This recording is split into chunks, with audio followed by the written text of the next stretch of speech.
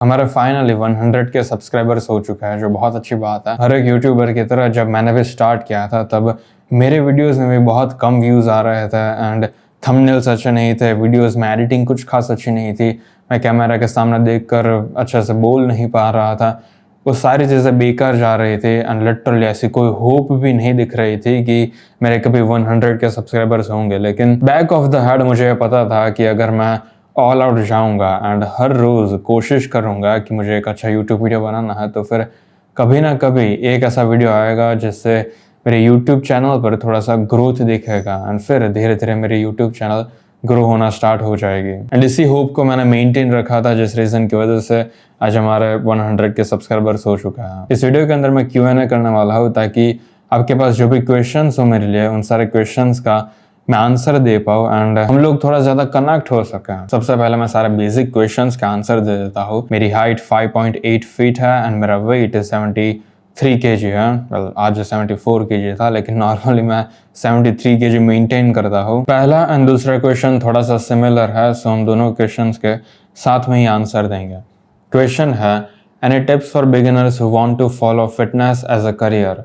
Bro, how to grow on Instagram as a fitness influencer? अगर आपने मेरे Instagram की पुरानी रील्स देखी होगी, पुरानी पोस्ट देखी होगी, तो फिर आपको पता होगा कि क्वालिटी बहुत बेकार है, एडिटिंग बहुत बेकार है, सारी चीज़ें बेकार थी एंड जब मैं वो सारी रील्स एंड पोस्ट अपलोड करता था तब व्यूज़ भी बिल्कुल नहीं आते थे। सो मैं ऐसा कोई केस नहीं हूँ जो स्टार्टिंग से ब्लो अप हो गया था एंड आज मेरे 2,58,000 फॉलोअर्स हैं। अगर आपको भी 1 लाख फॉलोअर्स करना है तो फिर स्टार्टिंग में ऐसी कोई होप मत रखना कि आपकी रील ऑटोमेटिकली वायरल हो जाएगी, क्योंकि आपकी जो भी स्टार्टिंग की रील्स होगी वो सारी रील्स बेकार ही होने वाली है।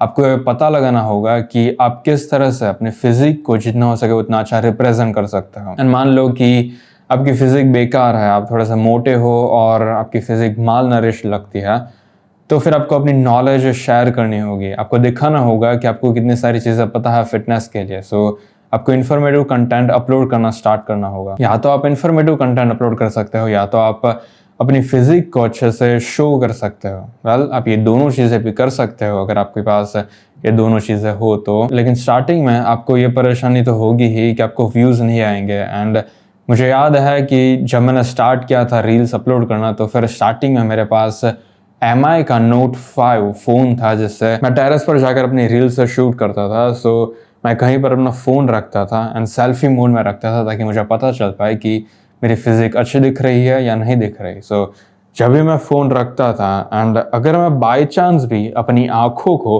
कैमरा के सामने रखूँ और फ़ोन के सामने मैं देखने लगूँ, तो फिर पूरी स्क्रीन वाइट हो जाती थी एंड प्रिंट बहुत बेकार हो जाती थी। मुझे नहीं पता कि इसका रीज़न क्या है, लेकिन फॉर सम रीज़न ऐसा होता था। सो मुझे ये ट्राई करना पड़ता था कि जब मैं फ़ोन रखूँ तो फिर मेरा फेस कैमरे की साइड नहीं होना चाहिए, मुझे या तो नीचे देखना है या तो ऊपर या तो साइड में।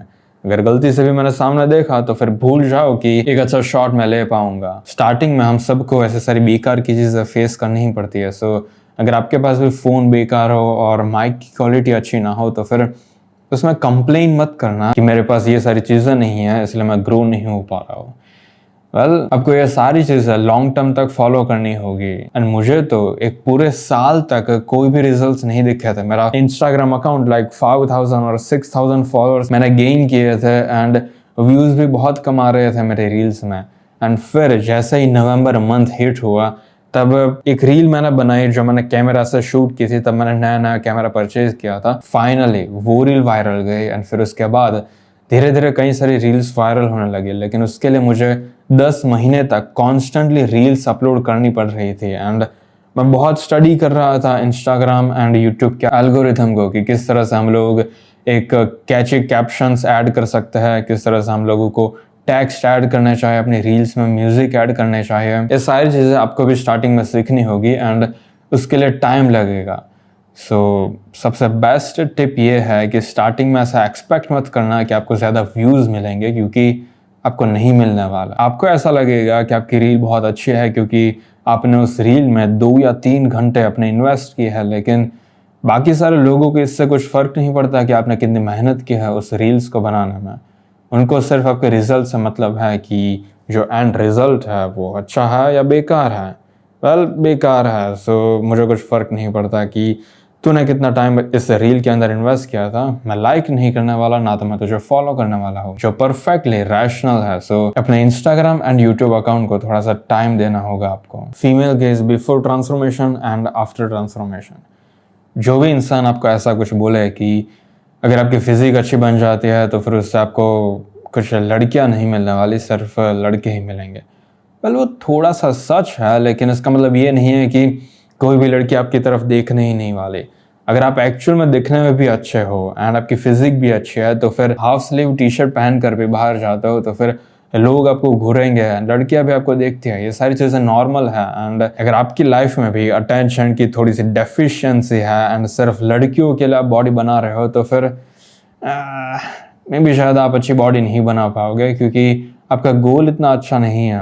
आप कभी भी इतनी पैशनेटली वर्कआउट नहीं कर पाओगे जितनी पैशनेटली एक बॉडी बिल्डर वर्कआउट करता है। सो आपको लड़कियां अटेंशन देगी, लेकिन अगर आपको एक्चुअल में अटेंशन चाहे तो फिर आप कभी भी अपना मेन गोल नहीं रख सकते, क्योंकि बिकॉज मुझे लड़कियों के पास अटेंशन चाहिए इसलिए मैं अच्छी बॉडी बनाऊंगा। Most difficult part in your journey of changing yourself. सबसे मुश्किल चीज ये थी कि मुझे एक्सेप्ट बहुत जल्दी कर देना चाहिए था कि मैं किसी और की जैसी बॉडी नहीं बना सकता।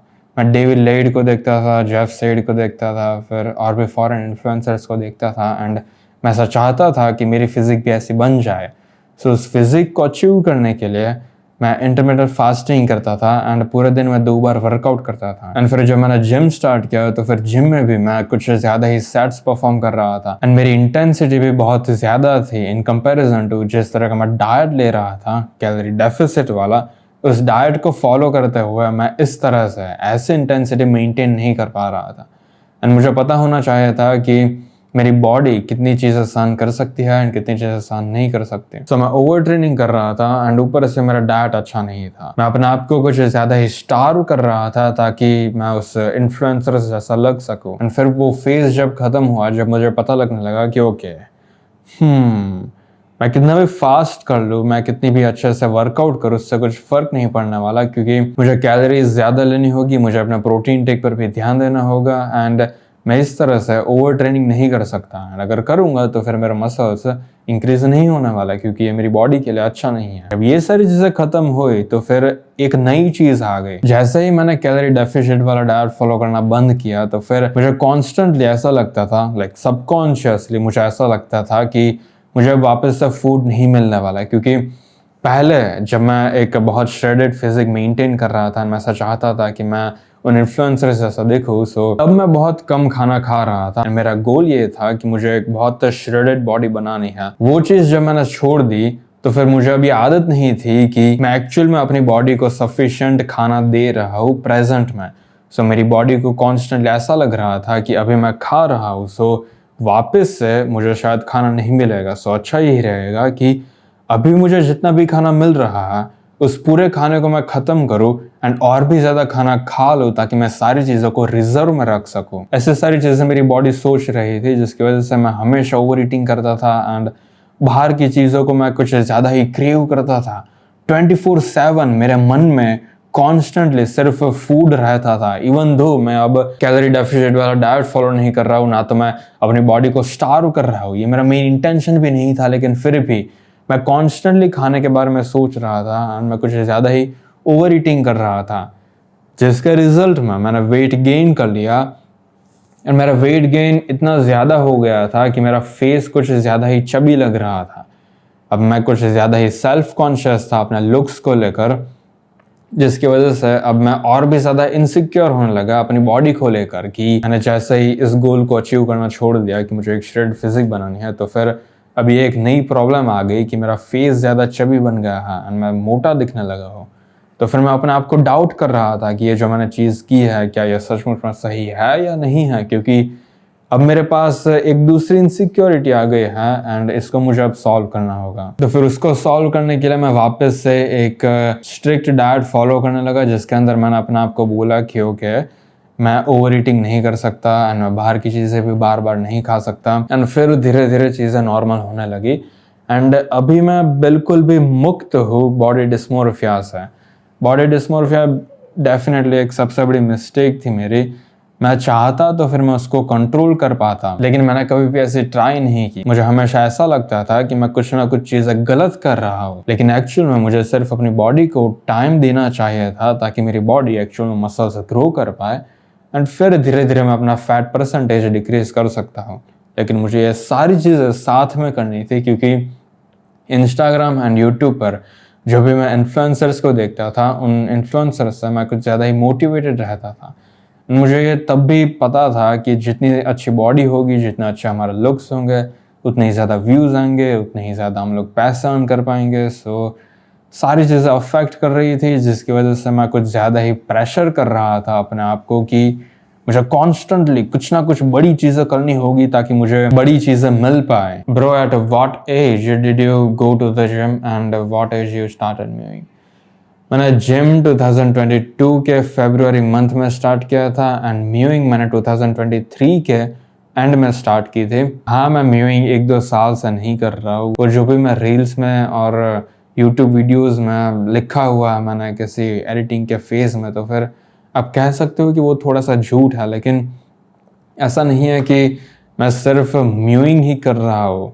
ये जो मैं जॉ की एक्सरसाइजेस कर रहा था, ये सारी जॉ की एक्सरसाइजेस मैं 2021 से कर रहा हूँ। मैंने बस म्यूइंग थोड़ा लेट स्टार्ट किया था, लेकिन मैं अपने जॉ के मसल्स के ऊपर बहुत पहले से वर्क कर रहा हूँ। सो इसमें थोड़ा सा झूठ है जो अवॉइडेबल है, क्योंकि मैं दूसरी चीजें कर रहा था। सो आप ऐसा नहीं बोल सकते कि मैं कंप्लीटली झूठ बोल रहा हूँ। And by the way, mowing से मुझे बहुत अच्छा रिजल्ट्स मिल रहा है। आप देख सकते हो कि मेरा फेस पहले से बहुत स्लिम लग रहा है। मेरा बॉडी वेट आज 74 था, सो थोड़ा मोटा लग रहा हूँ मैं। लेकिन अगर आप मेरे पुराने वीडियोस को देखोगे एंड अभी के वीडियोस को देखोगे, तो फिर आपको एक नोटिसेबल डिफरेंस दिखेगा कि मेरा फेस थोड़ा सा स्लिम दिख रहा है। एंड उसमें म्यूइंग का बहुत बड़ा हाथ है। Is genetics a big factor for results, और can people with bad genes and insurgence can attain के बाद कुछ लिखा नहीं है, लेकिन मुझे क्वेश्चन समझ में आ गया। जेनेटिक्स का डेफिनेटली एक बहुत बड़ा रोल है मेरी फिजिक के अंदर, लेकिन अगर मैं डाइट एंड वर्कआउट को अच्छे से फॉलो ना करता तो फिर मेरी ऐसी बॉडी नहीं बन पाती। लेकिन क्या आपके बुरे जीन्स एंड बुरे इंसर्जन्स होंगे तो भी क्या आप अच्छी बॉडी बना सकते हो? हाँ, आप बना सकते हो, लेकिन आप उस फिटनेस इन्फ्लुएंसर जैसी बॉडी नहीं बना सकते जिसकी बहुत अच्छी बॉडी है। लाइक आप कह सकते हो कि आपकी बॉडी अच्छी बन जाएगी, जब लोग आपको देखेंगे तब लोगों को पता चल जाएगा कि ओके, आप वर्कआउट करते हो एंड आपकी बॉडी अच्छी है। लेकिन जब हम लोग उस फिटनेस इन्फ्लुएंसर को देखते हैं जिसका बॉडी फैट परसेंटेज 9 और 10 रहता है ईयर अराउंड, एंड उसके मसल इंसर्जन्स भी बहुत परफेक्ट है, तो फिर लोग उसको देखकर ऐसा बोलेंगे कि इसकी बॉडी कुछ ज़्यादा ही अच्छी है, काश मेरी भी बॉडी इतनी अच्छी होती है। ये डेफिनेटली स्टेरॉइड्स लेता होगा। उतनी अच्छी बॉडी आपकी शायद नहीं बन पाएगी, लेकिन आपको कभी भी इस तरह से इन्फ्लुएंसर्स के साथ अपने आप को कंपेयर नहीं करना चाहिए, क्योंकि वो लोग फर्स्ट प्लेस पर वहाँ तक पहुँचे इसलिए है क्योंकि वो लोग कुछ ज़्यादा ही क्रेजी है अपनी फिजिक को लेकर, एंड उनके पास अच्छा जेनेटिक्स है। सो हाँ, आपकी बॉडी अच्छी बन सकती है, लेकिन आपको किसी के साथ भी अपनी बॉडी को कंपेयर नहीं करना चाहिए। What motivates you to do same thing every day, and do you see any motivational videos? मैं कोई मोटिवेशनल वीडियोज़ नहीं देखता, एंड मुझे समझ में भी नहीं आता कि जो लोग गरीब होते हैं, जो लोग दिखने में बदसूरत होते हैं, फिजिक अच्छी नहीं होती, वो अगर एक्चुअल में अपनी करंट की लाइफस्टाइल को लॉन्ग टर्म तक फॉलो करेंगे तो फिर उनका फ्यूचर भी अच्छा नहीं रहने वाला। अगर मुझे ये सारी चीज़ें पता है कि ओके, ये सारी चीज़ें मेरी लाइफ में है, तो भी मैं अपने आप को क्यों डेवलप नहीं कर रहा हूँ? मे भी शायद मेरी लाइफ में मोटिवेशन की कमी होगी। वेल, आप कह सकते हो कि मेरे अंदर मोटिवेशन की कमी हो सकती है, लेकिन अगर मेरे पास ये सारी चीज़ें ना होती, लाइक अच्छा लुक्स नहीं होते, मैं कुछ ज़्यादा ही गरीब होता, लड़कियां मुझे अटेंशन ना देती, मेरा फ्यूचर बेकार है या गारंटीड है क्योंकि मेरी अभी की लाइफस्टाइल बेकार है एंड मैं हर रोज़ कुछ कर नहीं रहा हूँ, अगर ये सारी चीज़ें मुझे पता होती तो फिर इसके पीछे का रीज़न ये नहीं है कि मैं मोटिवेटेड फील नहीं कर रहा हूँ। इसके पीछे का रीज़न ये है कि मैं अच्छे डिसीजंस नहीं बना रहा हूँ। जो भी लोग एक्चुअल में सक्सेसफुल होते हैं कोई भी एक पर्टिकुलर चीज़ में, जो भी लोग सक्सेसफुल नहीं होते हैं, उन दोनों लोगों में सिर्फ एक ही डिफरेंस होता है, एंड वो है डिसीजन मेकिंग का। जो लोग सक्सेसफुल होता है वो पूरे दिन में इतने सारे अच्छे डिसीजंस बनाता है जो भी निकम्मे लोग होते हैं वो पूरे हफ्ते में और पूरे महीने में बनाते होंगे। सो अगर आप हर रोज अच्छे डिसीजंस लेते हो तो फिर आपकी लाइफ ऑटोमेटिकली अच्छी बनने लगती है, क्योंकि सारी चीज हम लोग डिसाइड कर सकते हैं। जब भी आप मॉल में जाकर कोई चीज परचेज करते हो तो फिर आपके पास एक डिसीजन मेकिंग की चॉइस होती है कि क्या आपको ये लेना है या नहीं लेना। आपको सुबह उठकर जिम जाना है या नहीं जाना, आपको कोई ऐसे स्किल सीखनी है या नहीं सीखनी जिससे आप पैसे अर्न कर सकते हो। ये सारी चीज़ें आपके पास होती है डिसाइड करने के लिए, लेकिन आप ऐसा चूज करते हो कि मेरे पास मोटिवेशन नहीं है एंड इस लड़की के ऊपर मेरा क्रश है जो मुझे भाव नहीं देती। सो अभी का मेरा मेन गोल ये होगा कि मैं इस लड़की को अच्छे से पटा सकूँ। सो ओके, मुझे अपने हेयर्स के ऊपर ध्यान देना। ये सारी चीजें बहुत माइक्रो चीजें हैं एंड अगर आप अभी टीनेजर हो तो फिर आपको बहुत अच्छे कंपाउंड इफेक्ट्स दिख सकते हैं। अगर आप सिर्फ एक ही चीज को 3 साल तक करोगे तो भी आप सिर्फ 22 या 23 साल के हो जाओगे उस एक स्किल को मास्टर करते करते एंड फिर आपको पता चलेगा कि ओके ये एग्जैक्टली मेरे लिए वर्क नहीं करती, सो मुझे कुछ और करना चाहिए। और मे बी आप इतने मास्टर हो जाओगे कि आप सिर्फ 22 या 23 की एज में बहुत अच्छे हो जाओगे उस चीज में कि आप एक्चुअल में बहुत अच्छा अर्न कर पाओगे। सो ये क्वेश्चन ही गलत है कि मैं एग्जैक्टली किस तरह से मोटिवेटेड रहता हूँ हर एक चीज़ को करने के लिए, क्योंकि मुझे पता है कि ये डिसीजन मेरे पास है कि मुझे वीडियो शूट करना है या नहीं करना। ये रील बनाने में मुझे कुछ खास इंटरेस्ट नहीं है क्योंकि मैं सेम ही पोज बार बार करने वाला हूँ एंड मुझे उसके बाद बहुत सारी रील्स भी देखनी पड़ेगी ताकि मैं एक अच्छा ऑडियो ढूंढ पाऊँ। ये सारी चीज़ें बहुत बेकार है एंड रील्स देखने में भी मुझे कुछ खास मज़ा नहीं आता। सो कैंसल, मुझे ये चीज़ नहीं करनी। अगर मैं करूँगा तो फिर मेरे फॉलोअर्स इंक्रीज होंगे एंड मेरे फॉलोअर्स अगर बहुत ज़्यादा होंगे तो फिर मुझे और भी ज़्यादा अच्छी डील्स मिल सकती है ब्रांड्स के साथ। मैं ज़्यादा अर्न कर पाऊँगा, मेरे पास और भी ज़्यादा ऑप्शंस होंगे फ्यूचर में कि मैं ये भी कर सकता हूँ, ये भी कर सकता हूँ, ये भी कर सकता हूँ। सो एक रैशनल डिसीजन यही होगा कि ओके मुझे ये रील बनाना पसंद नहीं है, मैं बोर भी हो रहा हूँ, लेकिन अच्छा डिसीजन यही होगा कि मैं ये रील अभी शूट कर दूँ ताकि मुझे व्यूज़ मिल पाए, फॉलोअर्स मिल पाए एंड लॉन्ग टर्म फ्यूचर में भी शायद मुझे अच्छी डील्स मिलने लगेगी एंड मैं अपने ट्रू अर्निंग पोटेंशियल को भी अचीव कर पाऊंगा। मैंने आपको ये बताया था कि इस पूरी जर्नी में सबसे बेकार चीज़ क्या थी, लेकिन मुझे आपको सबसे अच्छी चीज़ भी बतानी है। मैं सबसे ज़्यादा खुश तब हुआ था जब मसल ब्लेज ने मुझे फ़ोन करके बोला था कि हम लोग आपके साथ काम करना चाहते हैं। एंड याद रखना कि तब मेरे फॉलोअर्स बहुत कम थे एंड रील्स में व्यूज़ भी कुछ खास नहीं आ रहे थे। Like obviously normal content creators के कंपैरिजन में अच्छा खासा व्यूज़ आ रहे थे एंड ठीक ठाक फॉलोअर्स भी थे,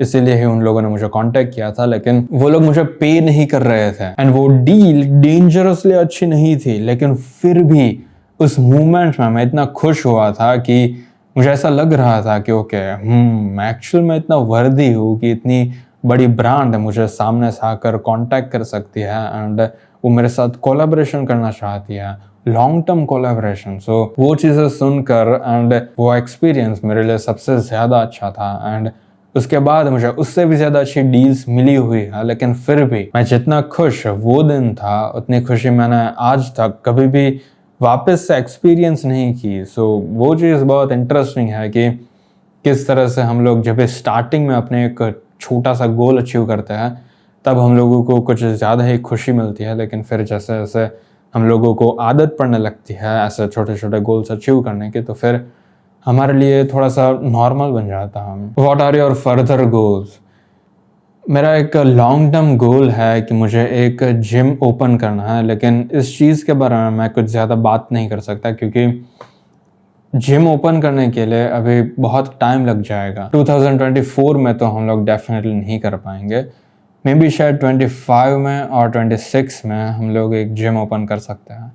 डिपेंड करता है कि सारी चीज़ें किस तरह से वर्क करती हैं। मैं फ्यूचर के 3 महीने को प्रेडिक्ट कर सकता हूँ बहुत क्लियरली, लेकिन 6 महीने और 1 साल को प्रेडिक्ट करना बहुत मुश्किल होता है क्योंकि कई सारी चीज़ें मैं चेंज कर सकता हूँ एंड कई सारी नई चीज़ें हो सकती है मेरी लाइफ में। सो एक्सटर्नल फैक्टर्स भी बहुत सारे हैं, इंटरनल फैक्टर्स भी बहुत ज़्यादा हैं। आज से 3 महीने पहले मुझे नहीं पता था कि मैं वापस से फिटनेस के रिलेटेड यूट्यूब वीडियोस अपलोड करना स्टार्ट करूँगा क्योंकि मुझे पसंद नहीं था। लेकिन फिर मुझे वापस से इस समझ में आने लगा कि मैं बस भटक गया था अपने गोल से एंड यही ऐसी चीज़ है जो मुझे अब अपनी पूरी लाइफ करनी है। एंड इस चीज़ को लेकर मैं कोई रिग्रेट फील नहीं कर रहा हूँ, क्योंकि यह भी एक स्टार्टिंग का ही फेज़ है। सो ऐसे सारी मिस्टेक्स करना मेरे लिए थोड़ा सा नॉर्मल है। लाइक मैं अपने आप को ऐसा नहीं बताना चाहता कि ये मिस्टेक मैंने की तो वो उसमें कोई दिक्कत वाली बात नहीं है। ऑब्वियसली वो बेकार का था, मुझे ऐसी भूल नहीं करनी चाहिए थी।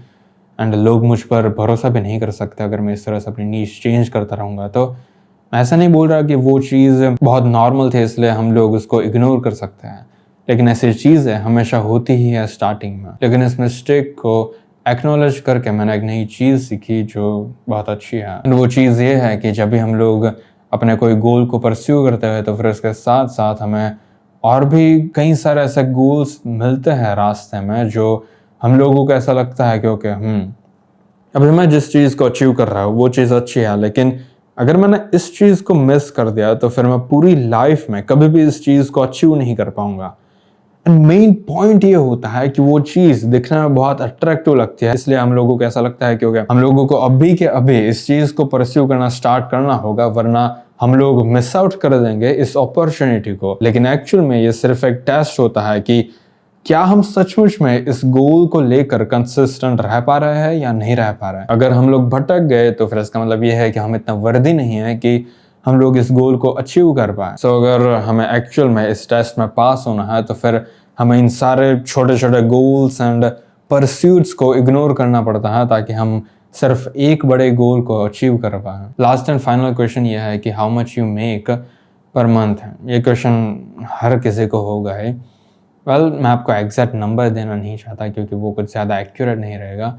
आप कह सकते हो कि मैं हर महीने एक एप्पल का सबसे प्रो मैक्स वाला वर्जन खरीद सकता हूँ। और भी बहुत सारे क्वेश्चंस आप लोगों ने पूछे थे, लेकिन मैं इन सारे क्वेश्चंस का आंसर नहीं दे सकता क्योंकि एक पूरी डॉक्यूमेंट्री बन जाएगी 3-4 घंटे की अगर मैंने इतने सारे क्वेश्चंस का आंसर दिया तो। सो फिलहाल इस वीडियो के लिए इतना है।